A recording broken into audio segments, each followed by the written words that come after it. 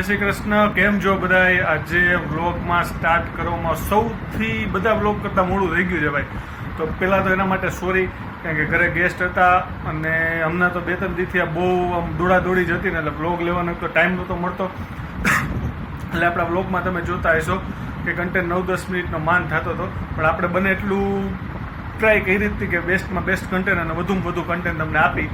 અને ફાઇનલી હમણાં ગેસ્ટ બધા જે ઘરે આવ્યા હતા એ થોડીક વાર પહેલાં જ રાજકોટ જવા નીકળી ગયા છે.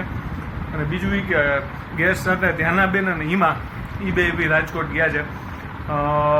એક પ્રસંગ છે એની ઝલક બી શું છે એ બધું અમે કહેશી જ્યારે થોડાક દિવસમાં હમણાં પ્રસંગ છે ને ત્યારે એનો વિડીયો લઈશ ત્યારે જ હું કહીશ એનો પ્રસંગ છે. એટલે હિમા રાજકોટ અત્યારથી વહી ગઈ છે, બરાબર છે. અને ધ્યાના અને હિમા ગયા છે રાજકોટ.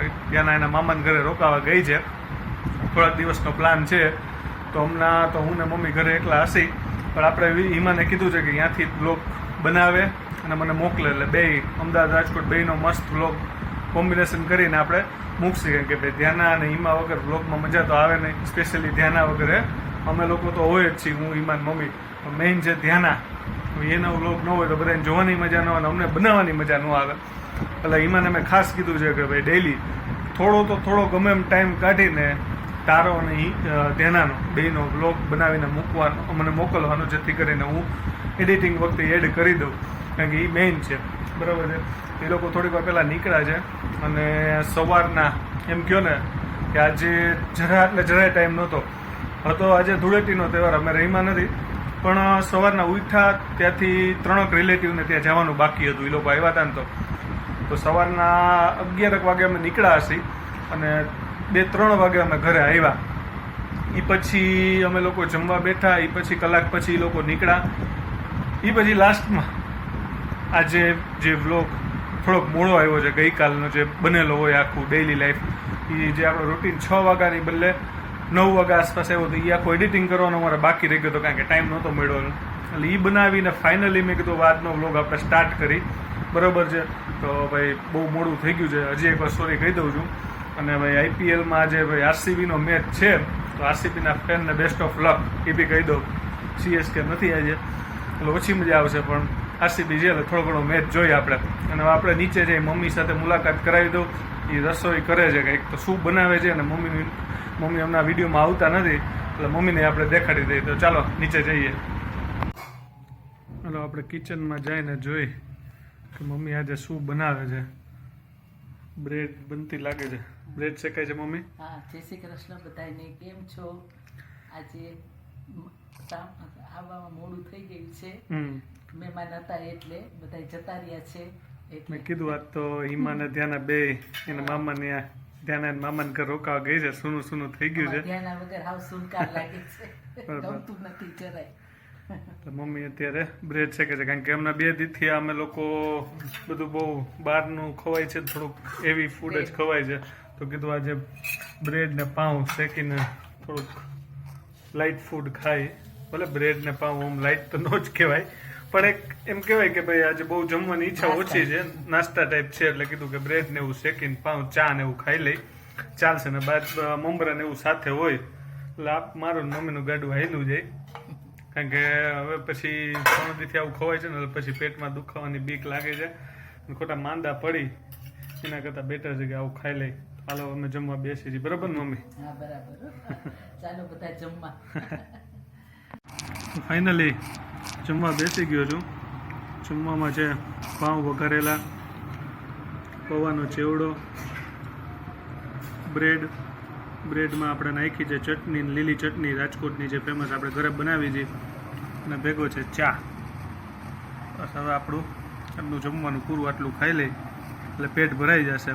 અને સામે ચાલે છે આરસીબી અને પંજાબનો મેચ. ની જોતા આપણે જમવાનું એન્જોય કરી. બહુ ઓછી ઈચ્છા હતી એટલે કીધું આવું લાઇટ ફૂડ બનાવી નાખો ને એટલે વાંધો ન આવે. તો ચાલો અમે ફૂડ અને મેચ એન્જોય કરી, તમે બી એન્જોય કરો. તો ફાઇનલી અત્યારે વાગી ગયા છે રાતના 11:30 જેવું, અને આપણે થોડીક વાર પહેલાં જમીને ફ્રી થઈ ગયા છીએ 9:30-10 આસપાસ જ. મેં દેખાડ્યું એમાં આજે મેન મમ્મીએ બહુ સાદું ખાધું, કારણ કે બહુ ઈચ્છા નહોતી, કારણ કે 2-3 દિવસથી બહાર જમવાનું ચાલતું હતું, હેવી ફૂડ ચાલતું હતું, ગેસ્ટ હતા એટલે. તો કીધું આજે લાઇટ વેઇટ થોડુંક ખાઈ નાસ્તા ટાઈપ, બહુ વાંધો એવું નથી.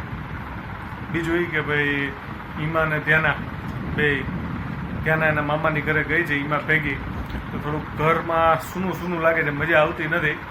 અને સ્પેશિયલી ધ્યાના એ ન હોય ને એટલે આમ મજા નથી આવતી, કારણ કે એનો બોન થયો પછી પહેલી વાર આઈ થિંક એ રીતે ક્યાંક થોડાક દિવસ માટે ગઈ છે, એટલે થોડુંક વધારે લાગે છે અમને. 7-8 મહિનામાં પહેલી વાર ગઈ એટલે આમ થોડુંક સૂનું વધારે લાગે છે, સ્પેશિયલી મમ્મીને, કારણ કે એની યારી વધારે રહેતી હોય એટલે. અને મમ્મીને શું છે કે ઘરે હોય ને એટલે હવે એને હું ઓફિસે સવારના વયો જઈશ એટલે થોડુંક એકલું લાગશે, પણ વાંધો નહીં, થોડાક દિવસમાં ધ્યાન અને એમાં પાછા આવી જશે એટલે પાછા આપણે બેક ફેમિલી વિડીયો મસ્ત બનાવવાનું વચ્ચે ચાલુ રહેશે જ, બંધ નથી કરવાના આપણે, લેવું ના વિચારતા. મેં કીધું મીમા ત્યાંથી વિડીયો બનાવીને મોકલશે, સ્પેશિયલી મેં કીધું જ છે ધ્યાનના વિડીયો તો હોવા જ જોઈએ એમાં, એટલે મજા આવે મને બી. તો બસ અત્યારે થોડું ઘણું કામ પતાવ્યું, થાક લાગ્યો છે, કારણ કે હવે દોડી ચાલતી હતી. સવારે જોવા જાવ ને તો બહુ શેડ્યુલ ટાઈટ રહ્યું છે, કારણ કે રાતના આપણે હવે કીધું 8 વાગે વિડીયો ઉતારવાનો મોકો મળ્યો, કારણ કે સવારથી અમે લોકો આવ્યા હતા, મારા સસરાને લોકોને 3 જગ્યાએ અમારે જવાનું હતું. તો અમે 11 વાગે નીકળ્યા અને 2-3 વાગે ફ્રી થયા. પછી એ લોકો જમી કરીને નીકળે. એક ગેસ્ટ ત્યાં તો અમે ગયા નહીં, ડાયરેક્ટલી લોકો રાજકોટ જવા નીકળ્યા, ત્યાં રસ્તામાં ત્યાં જતા ગયા. અને પછી લોકો ફાઇનલી અત્યારે થોડીક વારમાં બસ પહોંચવાની તૈયારી છે, 12 વાગ્યા લગી લોકો પહોંચી જશે રાજકોટ. તો બસ હવે આપણે નીચે જઈ, મમ્મી અત્યારે શું કરે છે એ જોઈ લઈ. મમ્મી નીચે છે, ટીવી જોવે છે, ને હું ઉપર હતો, કામથી આવ્યો હતો, મેં લાવો લાસ્ટ વિડીયો લઈ લઉં. મમ્મી હવે બસ થોડીક વારમાં ટીવી જોવાનું બંધ કરીને એ બી સુવાની તૈયારી જ કરશે, ને હું બસ મારું વાઇન્ડઅપ જ કરું છું. મેં કીધું ચાલો આપણે લાસ્ટ સ્પીચ લઈ લઈએ. તો બસ હવે આપણે અહીંયા વિડીયો આજનો પૂરો કરી.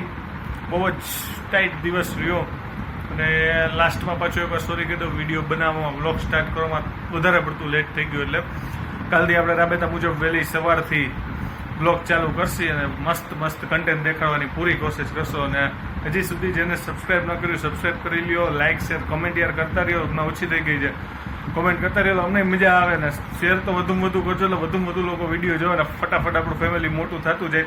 આપણું ફેમિલી આઈ થિંક 100-150 જણાનું થવા આવ્યું છે, બરોબર છે. એક વીકમાં આપણે અહીંયા સુધી પહોંચ્યા છીએ, ઝડપથી આપણે 1000 લોકો સુધી પહોંચાડવું છે, 1000 સબસ્ક્રાઈબર કરવા છે, પછી આપણો 10,000 પછી લાખ, એ રીતે આગળ ટાર્ગેટ કરતા જશું. અને આપણી ક્રેઝી ફૂડી હેમલ ચેનલમાં 10,000 સબસ્ક્રાઈબર પૂરા થઈ ગયા છે.